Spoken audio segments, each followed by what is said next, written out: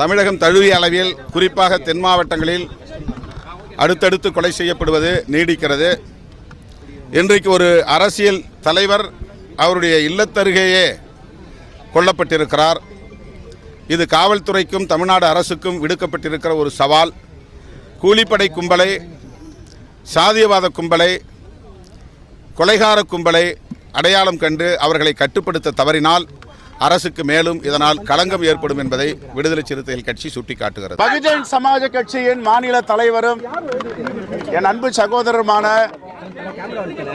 அருமை சகோதரர் ஆம்ஸ்ட்ராங் அவர்களை கயவாளிகள், கோழைகள் தனிமையாக இருக்கும் பொழுது அவரை திட்டமிட்டு படுகொலை செய்திருக்கிறார்கள்.